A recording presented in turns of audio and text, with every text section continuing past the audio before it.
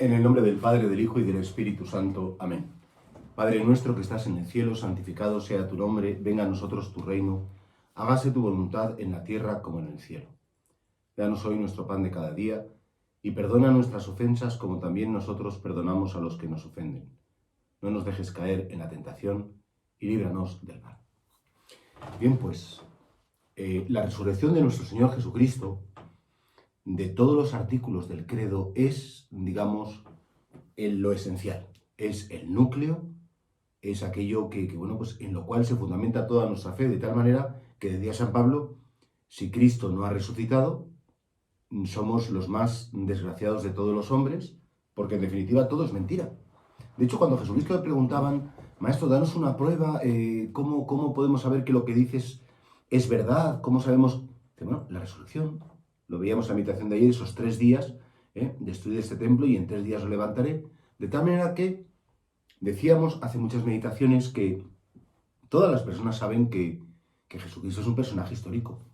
Cualquiera que tenga un mínimo rigor científico pues sabe que Jesucristo está encuadrado en un momento concreto de la historia del Imperio Romano, del mundo judío, en Oriente Medio. Todo el mundo también acepta y sabe que Jesucristo fue un muy buen predicador, que dijo cosas bien bonitas. Y todo el mundo también acepta y sabe que Jesucristo muere en la cruz. Muere como muere todo el mundo, en el sentido de que es un hombre, pues que por lo que sea, como todos los hombres que han existido, ha pasado por el túnel de la muerte. Pero claro, lo que realmente diferencia a un cristiano de un no cristiano es que el cristiano confiesa, incluso si tiene que derramar su sangre, lo va a hacer, que Jesucristo verdaderamente ha resucitado y que por tanto Jesucristo no es un personaje del pasado, no es un personaje, no, qué bueno fue Jesucristo, ¿no? Cuando vivía Jesucristo, en tiempos de Jesucristo, pues no, vamos a ver, es un error hablar de Jesucristo en el pasado. No existen los tiempos de Jesucristo, como mucho podemos decir, cuando Jesucristo estuvo con nosotros de un modo visible, porque en definitiva, Jesucristo sigue vivo. Jesucristo no es un personaje del ayer, es un personaje del ahora, en el sentido que es una persona viva, bueno, no digo tan viva como yo, mucho más viva que yo, y Jesucristo es del futuro, porque todo nuestro futuro depende de Jesucristo.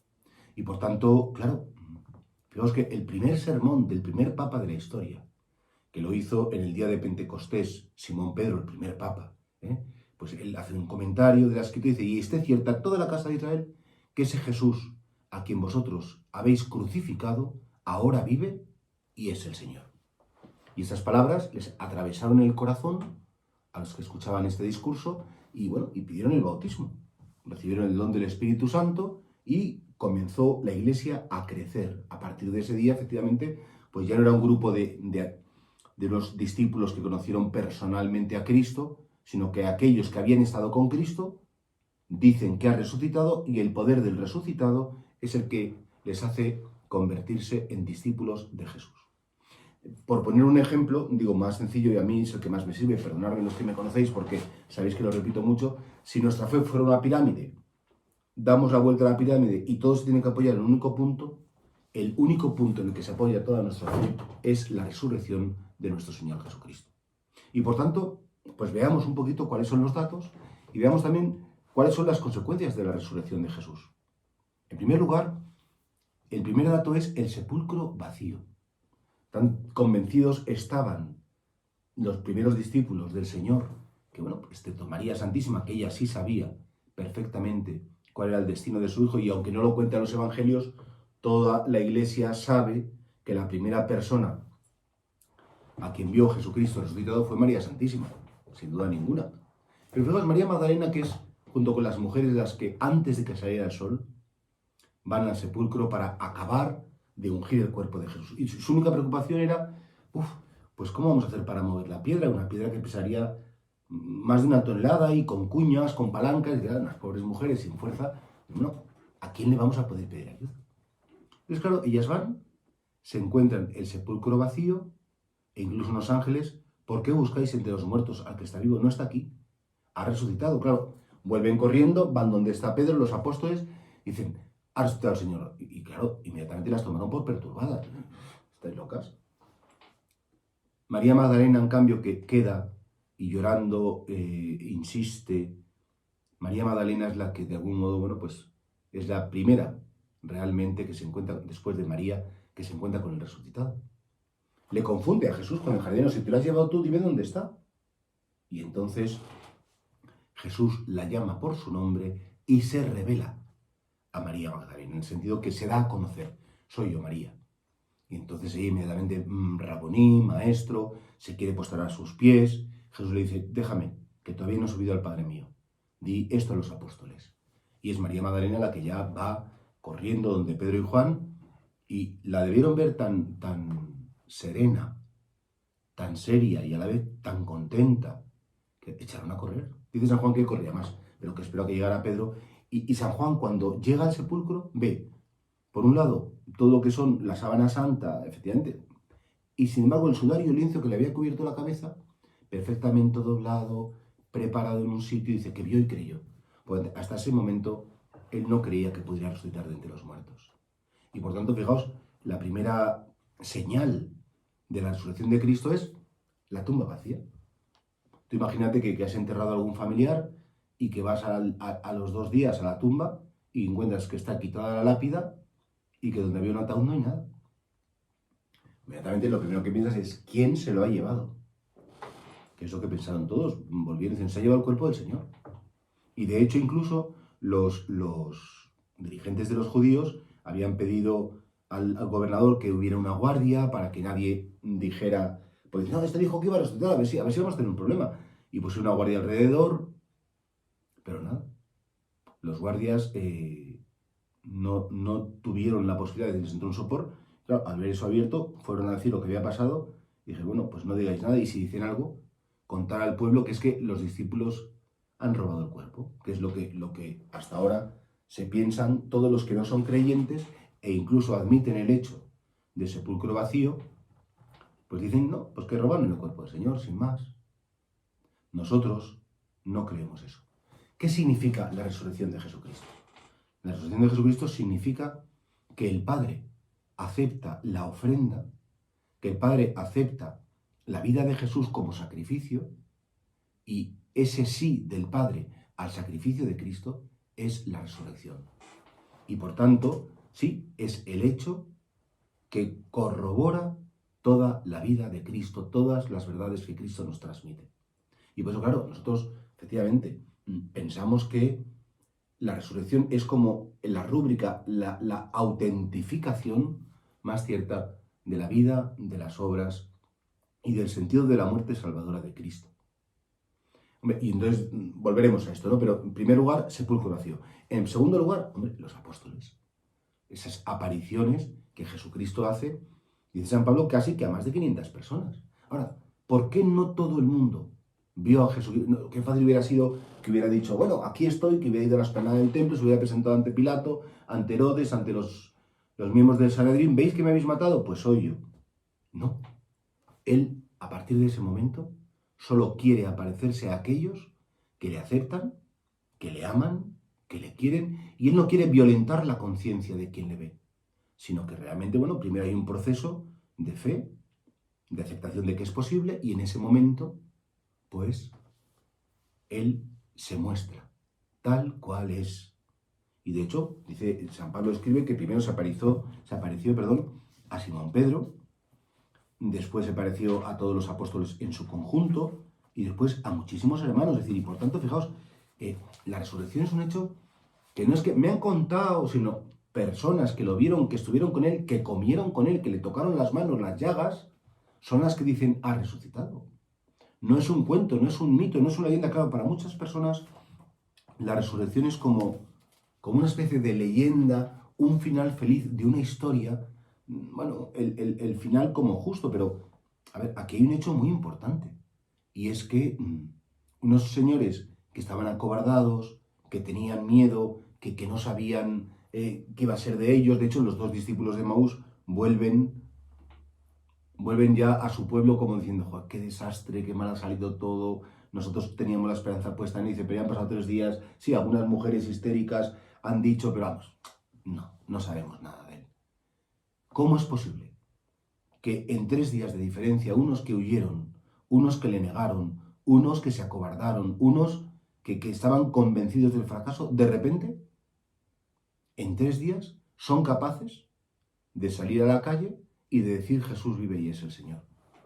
No, una sugestión colectiva, pues yo no creo que la sugestión te lleve a dar la vida y que sea una sugestión continuada durante todos los días de tu vida hasta el final. Históricamente hablando, la resurrección de Jesucristo sucede en la historia, aunque nadie puede decir yo lo he visto resucitar en el momento de la resurrección. No, nadie lo ha visto en el momento de la resurrección, pero sí le han visto resucitado. Resucitado. Y creo que esto es algo también como muy, muy esencial, porque nosotros cuando decimos creo en la Iglesia, que es una santa, católica y apostólica, ¿cuál es el valor de los apóstoles? ¿Que fueron muy aplicados y escucharon muy bien las lecciones de Jesús? No. Como la gran enseñanza de los apóstoles es que ellos son los testigos. Le conocieron en el momento del bautismo en el río Jordán, supieron de todas sus enseñanzas, le acompañaron esos 3 años aproximadamente, le vieron morir en la cruz y le vieron resucitado. Claro. Y esto, la resurrección de Cristo, es, vamos a decirlo, el acontecimiento más importante de la historia del universo. Desde que existe el universo, que Dios se haya hecho parte de ese universo y que además de ser parte de ese universo, que tenga inteligencia, que tenga voluntad, que tenga libertad, que nos ame, que su amor le lleve a la muerte y que esa muerte, por amor, se convierte en vida. Es importantísimo. ¿Por qué? Porque entonces el universo de algún modo es reformado, es mejorado, es superado, porque lo que sucede en la carne resucitada de Cristo es muy superior. Es decir, nosotros pensamos que hay 2 creaciones. La primera creación, en la que Dios interviene para su existencia, y en esa creación Adán y Eva son creados por el amor de Dios del barro de la tierra, es decir, de lo que ya existía previamente, pero es que en la carne resucitada de Cristo se hace una nueva creación. En Cristo se cumplen las palabras, he aquí que todo lo hago nuevo. Y por tanto, ya el cuerpo resucitado de Jesucristo, estando presente en este mundo, en este cosmos nuestro, pertenece al orden de una nueva creación. No ha resucitado para volver a morir, como le pasó a la hija de Jairo, como le pasó al hijo de la viuda de Naín, como le pudo pasar a Lázaro. Es completamente distinta. Porque Jesucristo, una vez resucitado, ya no muere más. La muerte ya no tiene dominio sobre él. Y por tanto, os decía que lo terrible de la muerte es que es un espacio, una dimensión donde no hay salida. No hay marcha atrás después de la muerte. Cuando la muerte es real y eficaz, no hay marcha atrás. Pero en el caso de Cristo, no es que Él vuelva a la vida para vivir como uno más de nosotros, sino que Él ha encontrado, Él ha abierto otra salida para la vida definitiva, para no morir más. Un cuerpo resucitado, un cuerpo auténtico. De hecho, qué bonito que Jesús, cuando Tomás, que no le creía, al cabo de 8 días vuelve a aparecer, que tenían los discípulos las puertas cerradas por miedo a los judíos, le dice, ven Tomás, trae tus dedos, mételos en mis llagas, trae tu mano y métela en mi costado, y no seas incrédulo, sino creyente. A Jesús le pudieron tocar, le pudieron mirar, pudieron comer con él, pudieron conversar con él, como lo hacemos cualquiera de nosotros. Y dices, bueno, pues me alegro mucho, ¿no? Podríais decir, qué bien, la resurrección de Cristo se lo merece, porque como era tan buena gente, pues qué bien que acabe así su historia, ¿no? Digo, atención, decía San Pablo, es doctrina segura. Voy a decir el sentido de las palabras, aunque no las palabras literales.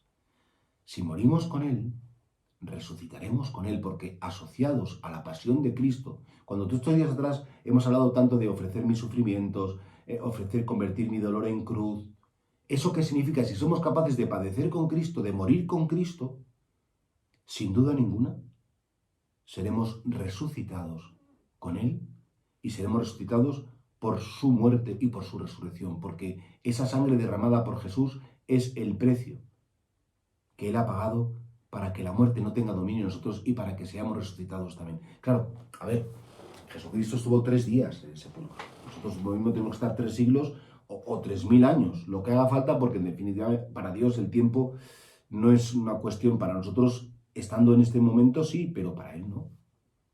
y por tanto somos asociados. La victoria de Cristo es nuestra victoria. Y por tanto el triunfo de Cristo es nuestro triunfo y este es el día más importante. De hecho hay un salmo que anuncia este hecho. Ese es el día que hizo el Señor. Sea nuestra alegría y nuestro gozo. Y de hecho el grito pascual es un aleluya, que la traducción de hebreo sería salmodiad, victoriad, gritad de alegría al Señor, a nuestro Dios. ¿Por qué? Porque ha vencido. Ha vencido al gran enemigo de la humanidad, porque el único enemigo de la humanidad, el gran enemigo de la humanidad es la muerte. Es lo único que no podíamos resolver. La ciencia progresará, el conocimiento será cada día más profundo, tendremos cada día una tecnología más refinada, pero la muerte es un hecho que en principio para los hombres es inevitable. Y por tanto nosotros tenemos ese gran problema.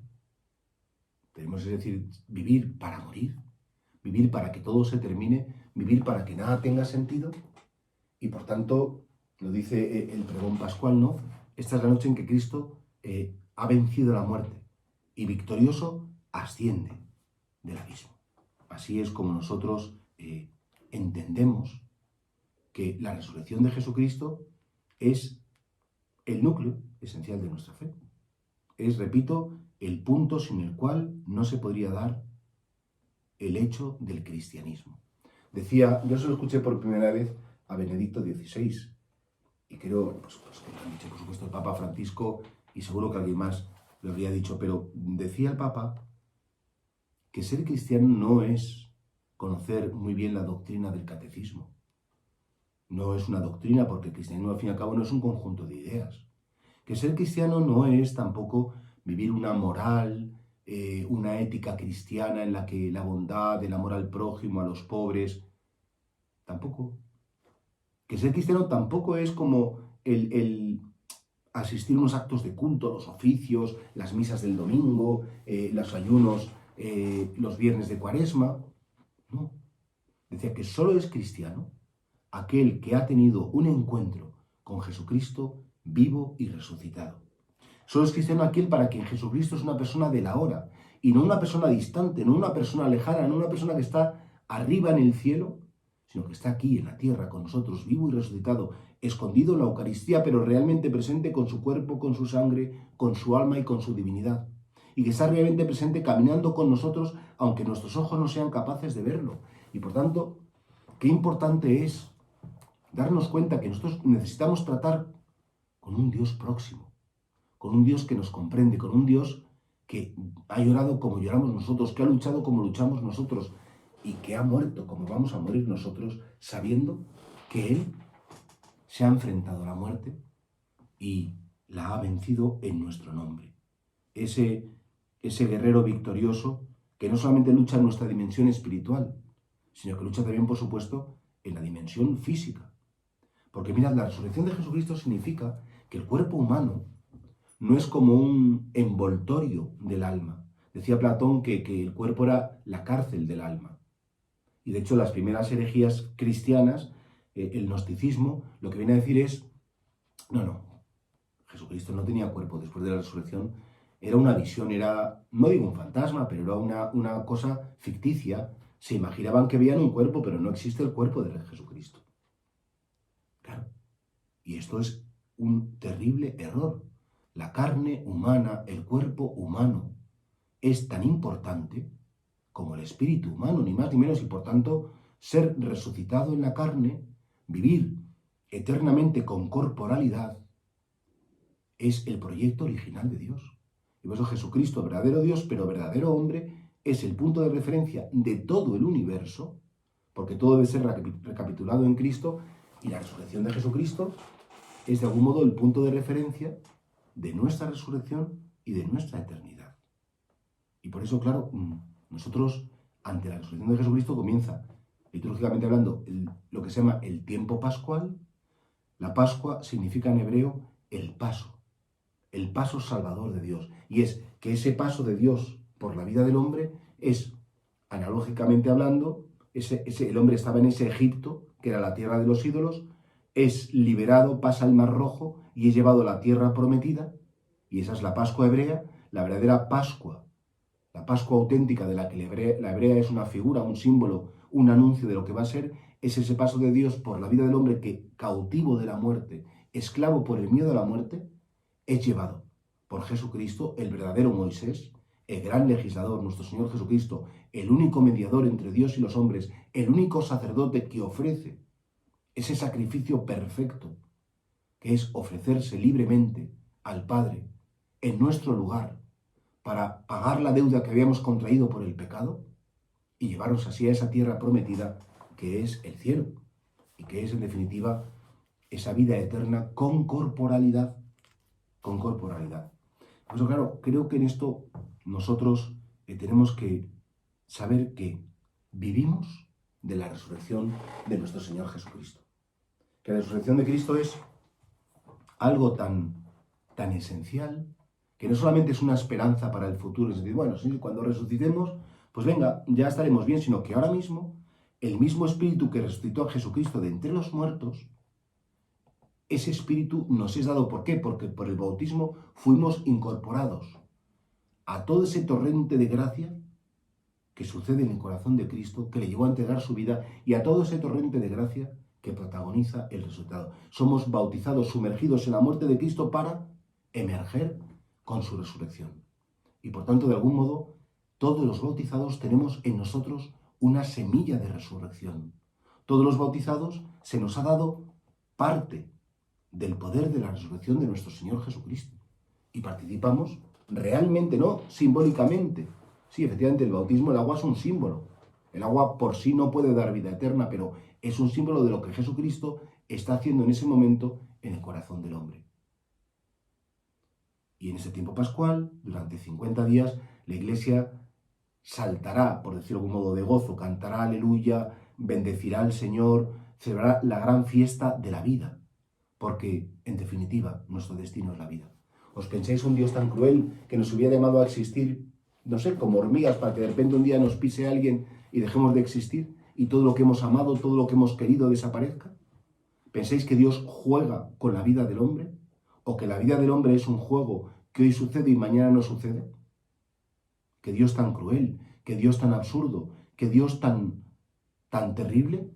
Sí, nos llamó a la existencia para después burlarse de nosotros, decir, pero ahora vas a desaparecer. Te doy inteligencia, sí, te doy deseo de eternidad, sí, te doy deseo de lo más bello, pero para que luego todo eso termine. Sería como un insulto a Dios, creer realmente que Él es así. Y por tanto, todo queda dicho, todo queda aclarado, todo queda resuelto en la resurrección en la carne de nuestro Señor Jesucristo. Y esto, la resurrección de Cristo, claro, pone muy nerviosa a mucha gente. De hecho, desde el principio hubo personas que no, en el Imperio Romano decían, no, estos los cristianos adoran a un tal Cristo que dicen que ha resucitado. Pero qué tontería, nadie ha resucitado. Y bueno, todo el racionalismo, todo el mundo científico, qué risa, cuando el pobre San Pablo, fue a Atenas a hablar de las enseñanzas de Jesús. Al principio le escuchaban con mucho agrado, con mucho gusto, pero cuando dice, no, y a este Jesús que Dios lo resucitó entre los muertos, dijeron, uy, un titiritero más. Un cuentista más.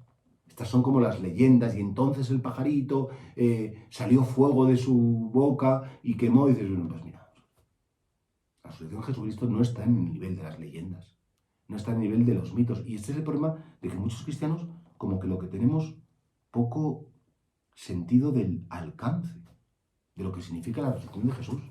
Primero porque estaba anunciada ya en las antiguas profecías. En el Antiguo Testamento no solamente se habla de la muerte del Mesías, sino se habla de su triunfo sobre la muerte y de su resurrección a los 3 días. De hecho, Jesús, cuando hablaba de sí mismo, decía, cuando hayáis levantado el Hijo del Hombre, entonces sabréis que yo soy. Claro.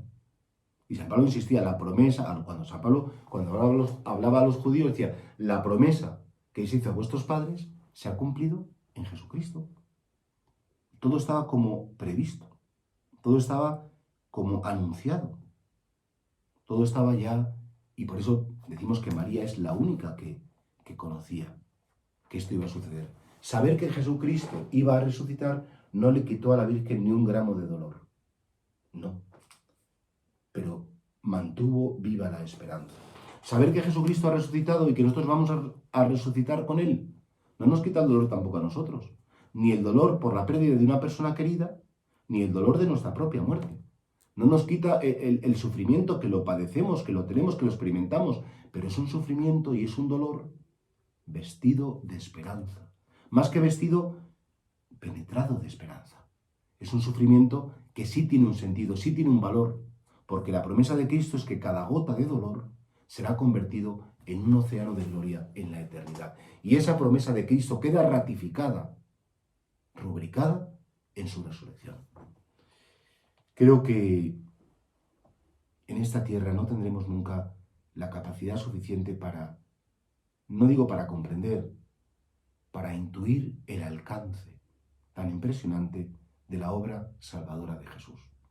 Claro, esta es una primera enseñanza o meditación que yo quiero compartir con vosotros, pero espero poder hacer alguna más sobre la resurrección, en el sentido que me parece que con una sola meditación en un único artículo, Jesucristo ha resucitado, sabiendo que es el acontecimiento central de nuestra fe, sabiendo que es el hecho del que depende todo lo que sabemos, todo lo que creemos, todo lo que vivimos, todo lo que esperamos, pues evidentemente se requiere un poco más.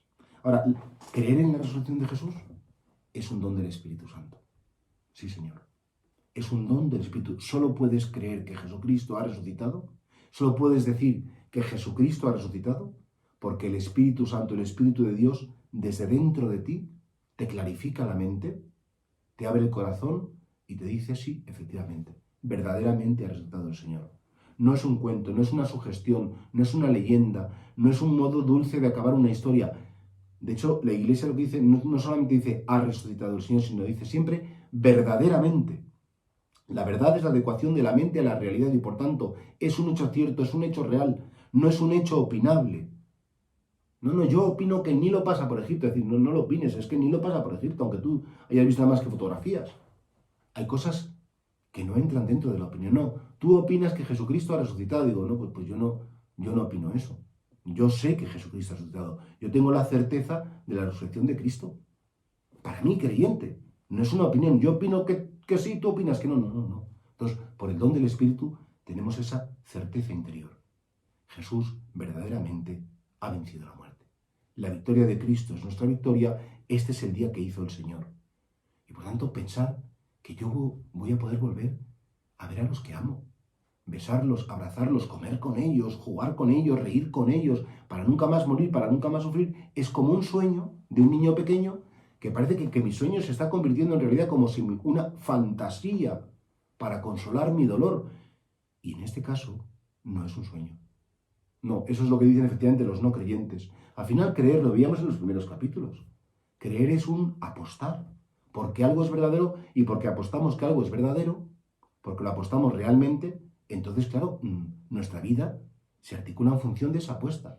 Todo lo que es nuestro patrimonio, nuestra vivencia, nuestro ser, está en función de esa realidad.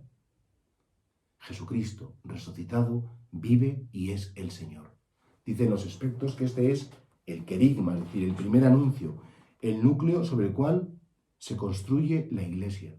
Y de hecho, sin la resurrección de Jesucristo sería inexplicable la historia de la Iglesia, sería inexplicable la expansión del cristianismo, sería inexplicable que 12 apóstoles, no digo analfabetos, pobrecitos, no, todo lo contrario, gente muy buena, muy valiente, pero muy sencillitos.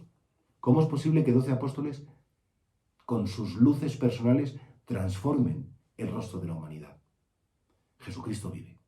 Ese es el gran grito que el Espíritu Santo pídele hoy, día de Pascua, día de resurrección, pide al Espíritu Santo, quiero estar convencido en mi interior, quiero confesar, no solamente con mis labios, con mi corazón, que creo en Jesucristo crucificado y resucitado.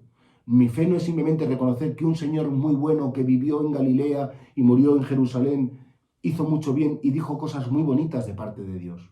Esa no es mi fe. Forma parte de mi fe, pero el núcleo de mi fe es que ese Señor que efectivamente vivió y sigue viviendo, por cierto, pero comenzó su existencia en Galilea, comenzó ahí su vida humana, aunque existía desde siempre, ahora sigue viviendo. Es el amor de mi vida, es en quien he confiado, es por quien apuesto de verdad. Jesucristo vive ahora, vive hoy y vive para siempre. Ha vencido a la muerte y ha vencido al mundo. Pues nosotros, afianzados en esta fe, confesamos esa resurrección de Jesucristo y en Él ponemos toda nuestra esperanza. Dios te salve María, llena eres de gracia, el Señor es contigo. Bendita tú eres entre todas las mujeres y bendito es el fruto de tu vientre Jesús.